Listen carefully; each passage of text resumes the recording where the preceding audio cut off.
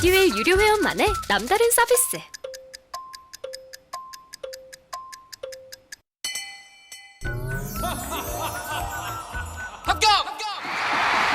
합격하고 돈도 받는 혜택. 오직 에듀윌 유료 회원에게만. 에듀윌. 무료 합격!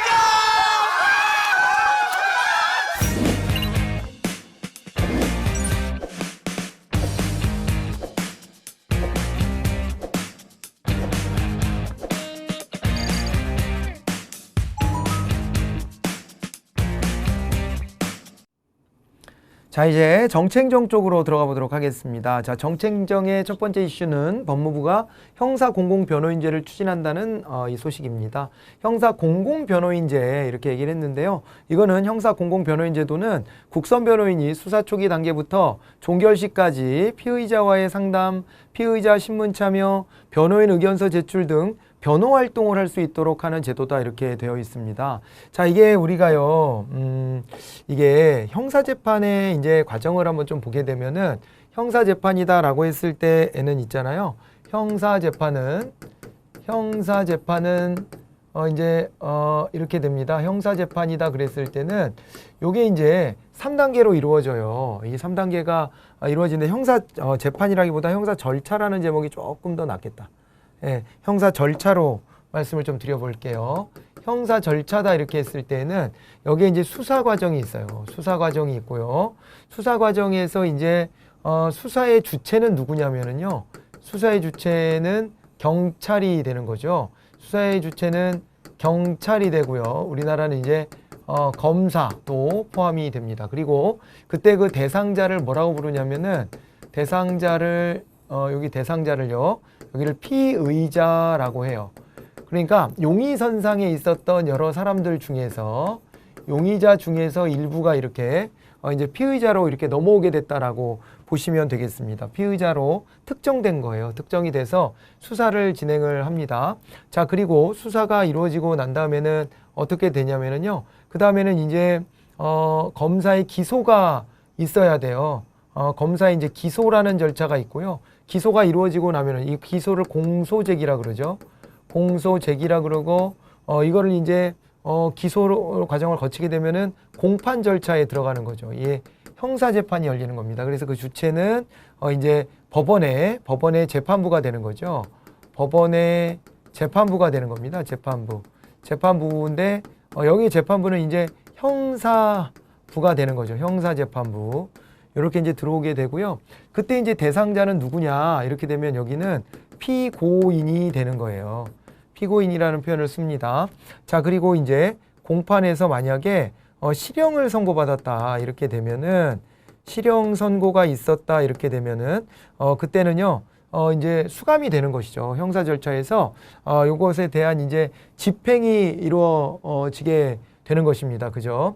그래서 형 집행이다 이렇게 말할 수 있는데요. 형에는 뭐 종류가 여러 가지가 있지만은 이 교도소로 갔다 이렇게 되면은 그 주체는 다시 검사가 되고요. 그 대상자를 수형자라고 합니다. 수형자. 이렇게 얘기를 하는데 특히 있잖아요. 이 안에서 이제 여기 있잖아요. 자, 보시면 여기에 이제 이 피의자, 피고인 요 단계에서는 이게 자기가 법을 잘 몰라가지고 거기에서 이제 낭패를 경험할 수도 있잖아요. 그래서 요 단계에서는 특히 뭐가 형성이 되냐면 변호인의 조력을 받을 권리가 있어요. 변호인의 조력을 받을 권리다 이렇게 얘기하거든요. 변호인의 조력을 받을 권리 이렇게 됩니다. 변호인의 조력을 받을 권리 이렇게 되는데요. 예, 변호인의 조력을 받을 권리 이렇게 되는데 이게 이제 보시게 되면은 여기가요. 지금 보니까 형사공공변호인제도가 이 국선 변호인을 붙여줬을 때 이 국선 변호인이 있다는 얘기는 자기 돈으로 변호인을 선임하지 못한 거예요. 그럴 때 이제 국가가 붙여주는 겁니다. 그게 국선 변호인인데 이 국선 변호인이 사실은요 피의자 단계일 때는 활동을 못 하고요. 피의자 단계에서 활동하더라도 그건 구속이 됐을 때 구속됐는데 변호인을 선임하지 못하거나 아니면 이게 기소가 됐을 때 국선 변호인이 붙어요. 그러니까 초기 수사 단계에서 사실은 이 변호인의 조력을 못 받는 사람들이 있는 거죠. 그 특히 가난한 사람들이 그런 처지에 놓이게 될 가능성이 좀 높습니다. 그러다 보니까 수사 초기 단계에서부터 종결시까지 피의자와의 상담, 피의자의 신문 참여, 변호인의 의견서 제출 등 변호 활동을 할 수 있도록 하겠다 이렇게 하는 게 요게 이제 국선 변호인 제도다 이렇게 봐두시면 되겠습니다. 자, 이제 그렇게 그게 이제 형사 공공 변호인 제도다 이렇게 보시면 되겠습니다. 자, 이제 그렇게 가는데 요게 이제 결국에는 사회경제적 약자들을 보호하려고 하는 거죠. 방어권을 보장하고 수사 과정에서의 인권 침해를 막기 위해서 형사 공공 변호인 제도의 도입을 이제 추진하고 있다 이렇게 보시면 되겠는데요. 법무부에 따르면 최근 5년간 재판 단계에서 변호인이 선임된 비율이 54%에 이르지만은 경찰 피의자 신문 절차에서 변호인이 참여한 비율은 1%가량으로 이렇게 이제 추산이 된다. 이렇게 되어 있습니다. 그죠? 재판 단계에서 변호인이 선임된 비율은 54%인데 피의자 신문 절차에서 변호인이 참여한 비율 1%밖에 안 된다는 거예요. 자기네들이 이제 사적으로 이제 고용한 변호사 비율이 저렇게밖에 안 되는 겁니다. 그렇기 때문에 수사 과정에서 자기가 대처를 못 해가지고 자기 머릿속에서 막 그린 거, 그 다음에 어디 뭐 구속됐으면은 그 있잖아요. 저 안에 들어가면 그 동지들 있잖아, 동지들. 교도소 동지들이요. 교도소 동지들하고 뭐, 얘기 들어보고 막 거기 가면 또 뭐, 자기네들이 또 반법조인이죠. 그래갖고 뭐 이래 저래 막 얘기해주면은 그런 거 귀동냥 해가지고 대처하고 이러니 이게 제대로 된 대처가 될 수가 없잖아요. 그죠? 그래서 인권보호 차원에서 이런 제도를 이제 도입하려고 추진 중이다라고 하는 것을 알아두시면 되겠습니다. 자, 이제 그렇게 봐두시고요. 자, 이제 그랬고, 그리고 이제 요 정도로 하고요. 그 다음에 이제 대상자를 한번 좀 보겠습니다. 미성년자고요. 그러니까 이제 사회경제적인 약자라고 했기 때문에 대상자가 미성년자, 70세 이상, 농아자, 심신장애자 등 사회적 약자와 기초생활수급권자, 차상위 계층 등 경제적 약자 중 단기 3년 이상 법정형에 해당되는 범죄 관련 혐의로 수사기관에 출석 요구를 받는다. 아직은 뭐 수사 과정이기 때문에 지금 있잖아요. 어떤 형량이 주어질지는 모르지만은 단기 3년 이상 법정형에 해당되는 범죄의 혐의가 있어요. 예, 그러면은 이러면 어떻게 되는 거예요? 그때는 이게 3년 이상이면요, 이게 장기형 중형이라고 보는 거거든요. 3년 이상이면 이게 중형에 해당되는 이 선고를 받을 수 있는 가능성이 있는 사람들을 대상으로 하되 그 중에서 사회경제적 약자들이다. 그리고 미성년자, 70세 이상, 농아자, 심신장애자 이런 사람들, 예, 그리고 기초생활수급권자, 차상위 계층 등 경제적 약자 이렇게 간다는 거죠. 자, 그렇게 되고요. 그 다음에 이에 해당하지 않더라도 법령에서 정하는 요건에 따라 경제 능력이 부족하다고 판단되는 경우에 피의자 신청에 따라 심사를 거쳐서 국선 변호인 선정이 가능하다 이렇게 되어 있습니다. 자, 그래서 아무튼 사회경제적인 약자들이다. 대상은 이렇게 봐두셔야 되겠어요. 법무부는 제도 도입으로 연간 약 2만 명이 도움을 받을 수 있을 것으로 예상을 한다. 이렇게 보시면 되겠습니다. 자, 그래서 정치 행정에서 첫 번째 주제 형사공공변호인제도 이런 정도로 정리를 좀 해두면 어떨까 싶고요. 자, 두 번째는요. 이거는 미리 지난달에도 좀 언급을 좀 해드렸었던 부분인데요. 공직자들에 대한 이해충돌방지법이 국회를 통과했다라는 소식입니다. 그래서 요거를 좀 우리가 알아둘 필요가 좀 있을 것 같은데요. 자, 이제 공직자의 부패행위와 부당한 사익추구를 막기 위한 이해충돌방지법은 지난 2003년 19대 국회 당시에 처음 제출이 됐다. 언제적 얘기입니까 도대체? 8년 전이라고 여기 써있네요. 그죠? 그래서 그때 처음 제출이 됐는데 법 적용 대상이 국회의원들의 미온적인 태도로 우여곡절 끝에 8년 만인 지난 4월 가까스로 21대 국회를 통과했다. 이렇게 되어 있습니다. 자, 그래서 21대 국회를 통과를 했는데 이제 19대 때 이게 처음 제출이 된 게 이제사 된 거예요. 그러니까 뭐든 사실은요. 한 방에 가는 건 잘 없는 것 같아요.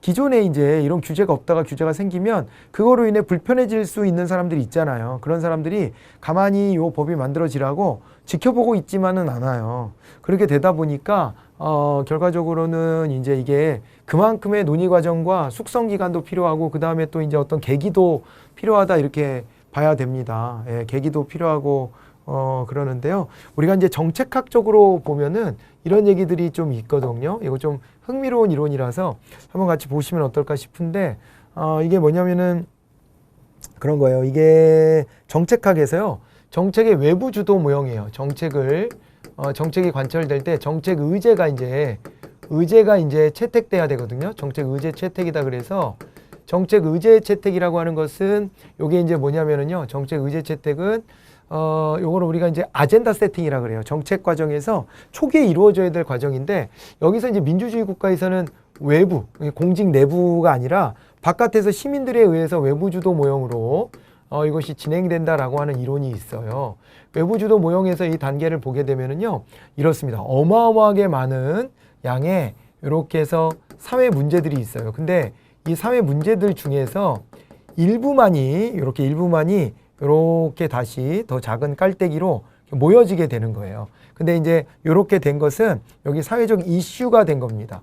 어떤 촉발 계기가 있어야 돼요. 여기서 여기로 갈 때는 이제 촉발 계기, 트리거링의 계기가 있어야 됩니다. 촉발 계기가 있고, 그러고 나면 이게 이슈로 채택이 되는 거예요. 사회적 이슈로. 그렇게 된 것 중에서도, 야, 이거 정책 대안이 좀 있을만 하다. 이거는 반드시 정책으로 가야 된다. 라고 하는 것들이 또다시 이 안에서 이렇게 깔때기를 타고 내려가게 되는데요. 이거를 이제, 요거를 뭐라 그러냐면, 요거를 공중의 의제다. 이렇게 얘기를 해요. 시민들이 의제화한 거예요. 의제로 채택이 된 겁니다. 그런데 이거 중에서도 극히 일부만이 더 표현할 방법이 없네. 극히 일부만이 또 모여져서 요게 이제 무슨 의제가 되냐면은요. 얘가 바로 정부의 의제가 된다. 이렇게 보셔야 돼요. 정부의 의제가 된다. 이렇게 봐두시면 됩니다. 정부의 의제가 되는 거예요. 그래서 엄청나게 많은 이런 저 사회 문제들이 있지만은 이 중에서 이렇게 좁혀지고 가서 도출되는 것은 이런 거라는 거죠. 정부 의제. 이렇게 이제 일부만이 된다는 거죠. 일부만이. 이렇게 되는 것인데요. 이 공직자 이해충돌 방지법을 봐도 좀 그래요. 이게 LH 사태 같은 게 터지면서 사실은요. 이게 계속 사회 문제로 있었고요. 어떤 그런 것들이 이슈가 될 뻔하다가 또 안 됐다가 막 이렇게 됐다가 이번에 촉발 계기로 이게 터진 게 사실은 LH 사태 아닙니까? LH 사태로 이게 촉발되면서 안 되겠지? 야, 이거 만들어야 되겠지? 이렇게 된 거죠. 그래갖고 이게 국민들이 자꾸 요구를 하니까 그러니까 이게 정부 의제로 채택되고 의제 채택 다음에 이제 그 다음에는 요거 다음에는 정책 결정 과정이 있는 거죠. 그래서 국회의 문턱을 이것을 넘어갔다라고 봐두시면 될 겁니다. 이렇게 되는데요. 공직자의 부패 행위와 부당한 사익 추구를 막기 위한 이해충돌 방지법이 지난 2013년 19대 국회 당시에 처음으로 제출이 됐는데 법 적용 대상이 국회의원들의 미온적인 태도로 우여곡절 끝에 8년 만에 통과가 됐고 부동산을 직접 취급하는 공공기관 공직자 그랬습니다. 공공기관의 공직자 그랬는데 여기서 말하는 공공기관은 우리가 생각하는 공공기관보다 범위가 넓을 수 있어요. 그래서 여기서는 이제 국가직, 지방직 공무원들도 포함이 되겠지만은 여기다 이제 진짜로 실제로 이제 공공기관 운영에 관한 법률상의 공공기관들이 포함이 됐다는 거죠. 그죠? 이런 데를 대상으로 해서 거기에 이제 공직자들, 그 배우자, 생계를 같이 하는 이들의 직계 존비속 이렇게 했습니다. 그러니까 공직자 당사자 본인과 본인에다가 배우자, 생계를 같이 하는 이들의 직계 존비속 그랬습니다.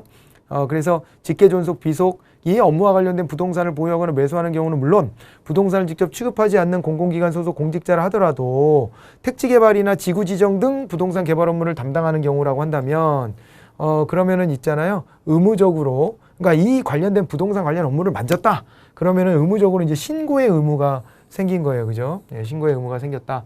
이렇게 봐두시면은 되겠습니다. 자, 이렇게 하시고요. 그 다음에 이제 이렇게 되고 그래서 요게 이제 8년 만에 이게 통과된 내용을 보니까 직무상 비밀이나 미공개 정보를 이용해서 이익을 취득했다 이렇게 되면은요. 직무상 비밀이나 미공개 정보를 이용해서 이익을 취득할 경우에 7년 이하 징역이나 7천만 원 이하 벌금에 처한다. 그러니까 이게 처벌 규정이 있다는 게 중요한 거예요. 그죠? 처벌 규정이 이렇게 들어왔고요. 해당 이익은 몰수 추징하도록 했다. 이렇게 되어 있습니다. 자, 퇴직 후 3년 미만 행위까지 적용이 된다. 이렇게 되어 있고요. 이익을 얻은 제3자도 처벌 대상이 됐다. 이렇게 되니까 굉장히 강력한 법이구나. 이렇게 보시면 됩니다. 이게 직무상 비밀이나 미공개 정보 이제 이게 꼭 저 부동산만은 아니에요. 부동산만은 아니고 부동산을 아주 대표적으로 이제 꼽았고 부동산 등 이게 이제 직무상 비밀이나 미공개 정보를 이용해서 이익을 취득했다면은 이 징역이 7년이면 되게 센 겁니다. 이게 약할 것 같잖아요. 야, 저렇게 했는데 7년밖에 안 돼? 이렇게 생각하잖아요. 그러니까 우리는 보통 이제 법감정이 그렇지만은 실제로 이게 법의 양형 기준에 비춰보면은 약한 게 아니에요. 그리고 이제 7천만 원 이하의 벌금에 처하면서 그러면서 어떻게 합니까? 그러면서 해당 이익을 몰수한다 그랬잖아요. 아예 몰수하고 추징한다. 이 법원에서는 몰수라는 걸 하는 거고요. 추징이라는 것은 이거에 따라서 몰수형에 따라서 검사가 이거 검찰에서 강제 추징을 하는 것을 말하는 거예요. 그래서 몰수 추징하도록 했고 퇴직 후 3년 미만 행위까지 적용되며 이익을 얻은 제3자도 처벌 대상이 된다 이렇게 했으니까요. 퇴직을 하고 난 다음에도 아직까지는 좀 따끈따끈하잖아요. 이 정보들이. 그렇기 때문에 3년까지는 요거는 이해충돌방지법에 적용 대상이 된다. 그렇게 봐두시면 되겠습니다. 그 다음에 공공기관 직무 관련 부동산 보유 매수 신고 그 다음에 직무 관련자인 소속기관 퇴직자와 사적 접촉은 이제 신고, 사적인 이해관계자 대상 업무는 신고 회피, 그리고 고위공직자의 최근 3년간 민간부문 업무활동 내역을 소속기관에 제출해라. 뭐 이런 것들이 다 들어갔다는 거예요. 이걸 일부러 다 모아본 건데요. 자, 봐보세요. 공공기관 직무 관련 부동산 보유 매수 신고하라고 아까 우리 봤잖아요. 그게 당연히 들어오고 직무 관련자인 소속기관 퇴직자와 사적 접촉을 했다. 이렇게 되면은 요거는 신고해야 돼요. 나 이런 사람하고 접촉했어요. 신고해야 되고 사적인 이해관계자의 대상 업무는 신고를 하거나 아예 이걸 피해야 된다라고 하는 것이고 이해충돌을 방지해야 되니까 회피해야 되고 그 다음에 고위공직자의 최근 3년간 민간부문 업무활동 내역을 소속기관에 제출해야 된다는 부분도 이렇게 있고요. 그죠? 고위공직자의 최근 3년간 민간부문 업무활동 내역을 소속기관에 제출한다. 자, 그리고 있잖아요. 요렇고 직무 관련자와 금전 부동산 사적 거래에 신고해야 되고 직무 관련 공정성을 해칠 수 있는 외부 활동도 금지가 된다. 그리고 고위공직자 가족 공개 채용 외에 채용 금지가 되고요. 공공기관은 그리고 고위공직자 및 그 가족과 수의계약 체결 금지. 자, 그리고 공공기관 물품 등의 사적 사용 수의계 금지. 그리고 직무상 비밀 또는 미공개 정보 이용 금지. 이런 식으로 해가지고 쭉 열거가 되어 있습니다. 이걸 다 우리가 외울 필요는 없지만 한번 이런 정도의 내용이 있구나 정도는 확인해 보시는 것이 좀 필요해 보이는 부분입니다. 아셨죠? 그래서 이거를 뭐랑 좀 대비시켜서 여러분들이 기억해 놓으면 좋으냐면 이게 부정청탁 금지법이 있습니다. 예. 부패 방지 및 부정청탁 금지 등 수수에 관한 법률이라고 하는 것이 부정청탁 방지 및 수수 금지에 관한 법률 뭐 이렇게 되어 있을 거예요. 그래서 그게 부정청탁 금지법이라고 하는 게 있는데요. 부정청탁 금지법이라고 하는 것, 부정청탁 금지법이라고 하는 것과 그 다음에 공직자 이해충돌 방지법이라고 하는 게 어떻게 보면 세트입니다. 이것이 공직 외부에 있는 사람으로부터 부정청탁을 받아서는 안 된다. 공직자가. 요것이 기존에 이제 부정청탁 금지법이라고 한다면 공직자 스스로가 이제 어떻게 되는 거예요? 스스로가 이제 그 이해충돌이 되는 일을 스스로 능동적으로 이런 걸 해서는 안 된다는 거. 이것은 이제 자기 스스로가 이제 저지르는 부패 같은 것들을 저질러서는 안 된다라고 하고, 그리고 이 두 법의 공통점은요, 이게 입증이 제대로 안 됐어도, 그러니까 이게 부패가 있었다는 것을 입증을 제대로 못했다 손 치더라도 그 자체로 처벌 대상이 된다라는 거예요. 그 자체로 처벌 대상이 된다. 그래서 입증 책임이 굉장히 이렇게 낮아져 있는 거라고 생각하시면 돼요. 원래는 형사처벌을 이거 하려면요, 그것이 실제로 어떤 이익을 가져다 주는지에 대한 논리적인 근거가 막 되게 완성이 돼야 되거든요. 그런데 이것은 이렇게 했다라는 혐의가 있으면 처벌이 다 가능하게끔 해놓는 거예요. 그래서 되게 무서운 법이다. 이렇게 정리하시면 될 것 같습니다. 자, 이렇게 해가지고 정치행정 영역을 이번 시간에 다뤄봤고요. 다음 시간에는 우리가 이제 경제 산업 쪽으로 가보도록 하겠습니다. 수고하셨습니다.